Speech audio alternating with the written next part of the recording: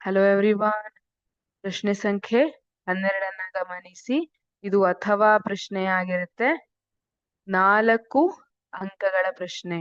ಅದರಲ್ಲಿ A 20 degree ಸೆಲ್ಸಿಯಸ್ನಲ್ಲಿ 2 metre ಉದ್ದದ ಲೋಹದ ತಂತಿಯ ರೋಧವು 28 ಓಮ್ ಆಗಿರುತ್ತದೆ. ತಂತಿಯ ವ್ಯಾಸವು 0.04 ಮಿಲಿಮೀಟರ್ ಆಗಿದ್ದರೆ ಆ ತಾಪಮಾನದಲ್ಲಿ ಲೋಹದ ರೋಧಶೀಲತೆಯು ಎಷ್ಟಾಗಿರುತ್ತದೆ? ನೋಡಿ, ಟೆಂಪರೇಚರ್ ಅನ್ನ ಮೆನ್ಷನ್ ಮಾಡಿದ್ದಾರೆ. ಯಾಕೆ? ಒಂದು ತಾಪಮಾನದಲ್ಲಿ ಆ ಲೋಹದ ರೋಧ ಏನಿರುತ್ತೆ ಅದು ಮತ್ತೊಂದು ತಾಪಮಾನದಲ್ಲಿನ ರೋಧಕ್ಕಿಂತ ಬೇರೆಯಾಗಿರುತ್ತೆ. ಹಾಗಾಗಿ 20 ಡಿಗ್ರಿ ಸೆಲ್ಸಿಯಸ್ನಲ್ಲಿ ಅಂತ ಕೊಟ್ಟಿದ್ದಾರೆ. ಈಗ ರೋಧಶೀಲತೆ ಕೇಳಿದ್ದಾರೆ. ರೋಧಶೀಲತೆ ಫಾರ್ಮುಲಾ ಏನು ಅನ್ನೋದಕ್ಕಿಂತ ಮೊದಲು ನಾವು ಏನೇನನ್ನ ಕೊಟ್ಟಿದ್ದಾರೆ ಅಂತ ಬರ್ಕೊಳ್ಳೋಣ. ಲೋಹದ ತಂತಿಯ ಉದ್ದ L is equal to 2 metre. ಸರಿ. ಲೋಹದ ತಂತಿಯ ರೋಧ R is equal to 28 ohm. ಲೋಹದ ತಂತಿಯ ವ್ಯಾಸ ಅಂದ್ರೆ ಡಯಾಮೀಟರ್ ಡಿ ಅಂತ ಬರ್ಕೊಳ್ಳೋಣ.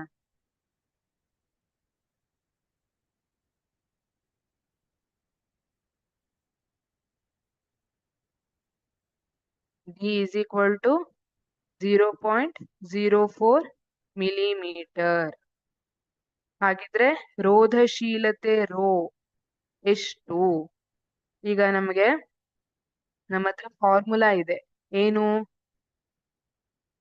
R is equal to rho into L by A ಅನ್ನುವಂಥದ್ದು ನಮ್ಮ ಹತ್ರ ಇರೋ ಫಾರ್ಮುಲಾ.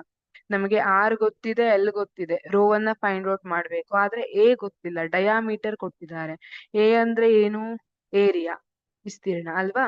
ಹಾಗಾಗಿ ಏರಿಯಾವನ್ನ ಫೈಂಡ್ ಔಟ್ ಮಾಡ್ಲಿಕ್ಕೆ ನಮಗೆ ಗೊತ್ತಿದೆ. A is equal to pi R square, ವಿಸ್ತೀರ್ಣ is equal to pi R square ಅಂತ ಬರಿತೀವಿ. ಹಾಗಾಗಿ ಡಯಾಮೀಟರ್ ಇಂದ ಆರ್ ಅನ್ನ ಫೈಂಡ್ ಔಟ್ ಮಾಡಬೇಕು. ವ್ಯಾಸದಿಂದ ತ್ರಿಜ್ಯವನ್ನ ಫೈಂಡ್ ಔಟ್ ಮಾಡೋದು ಹೇಗೆ? ತ್ರಿಜ್ಯ ಆರ್ ಇಸ್ ಈಕ್ವಲ್ ಟು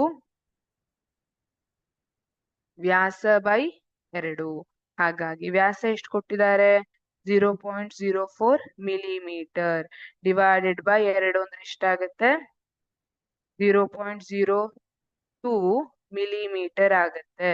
ಈಗ ಇದನ್ನ ಮೀಟರ್ಗೆ ಕನ್ವರ್ಟ್ ಮಾಡೋದಿದ್ರೆ ನೋಡಿ, 0.02 ಇಂಟು 10⁻³ ಮೀಟರ್ ಅಂತ ಬರಿಬೇಕು.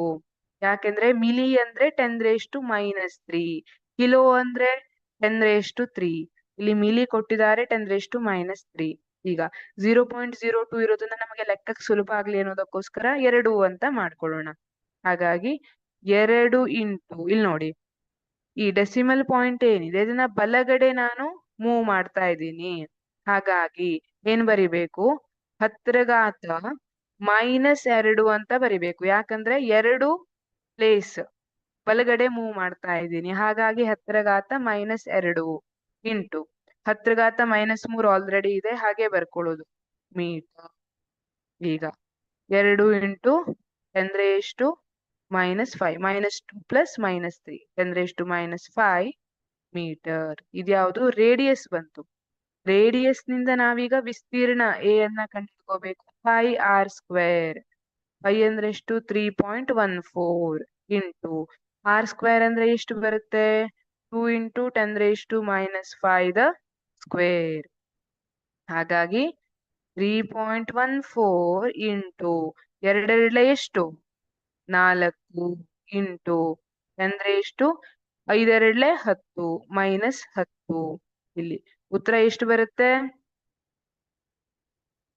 Area A is equal to ಇಲ್ಲಿ ಉತ್ತರ 12.56 ಇಂಟು 10⁻⁻10 ಬರುತ್ತೆ ಮೀಟರ್ ಸ್ಕ್ವೇರ್.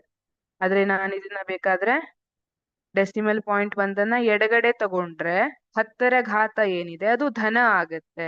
ಹಾಗಾಗಿ 1.256 ಇಂಟು 10⁻⁻9 ಮೀಟರ್ ಸ್ಕ್ವೇರ್ ಆಗುತ್ತೆ. ಈ ಡೆಸಿಮಲ್ ಪಾಯಿಂಟ್ ಅನ್ನ ಎಡಗಡೆ ತಗೊಂಡಿದ್ದೀನಿ. ಅವಾಗ 10⁻⁻10 10⁻⁻10 ಇಂಟು 10⁻⁻1 +1 ಆಯ್ತು. ಯಾಕಂದ್ರೆ ಎಡಗಡೆ ತಗೊಂಡಿದ್ದೀನಲ್ಲ ಡೆಸಿಮಲ್ ಪಾಯಿಂಟ್ ನ, ಒಂದು ಪ್ಲೇಸ್ ಎಡಗಡೆ ತಗೊಂಡಿದ್ದೀನಿ, ಹಾಗಾಗಿ +1. -10 +1 ಅಂದ್ರೆ -9 ಆಗುತ್ತೆ.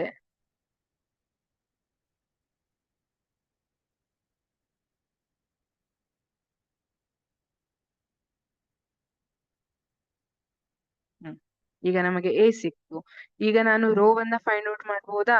ರೋ ಈಸ್ ಈಕ್ವಲ್ ಟು, ಈ ಸೂತ್ರವನ್ನ ನಾನು ರಿಅರೇಂಜ್ ಮಾಡಿದಾಗ is equal to R into A, R into A divided by L, L ಕೆಳಗೆ ಹೋಗುತ್ತೆ, divided by L is equal to R ಅಂದ್ರೆ 28 ohm into 1.256 into 10⁻19 meters -9 meter square divided by L value ಕೊಟ್ಟಿದ್ದಾರೆ, 2 metre ಕೊಟ್ಟಿದ್ದಾರೆ.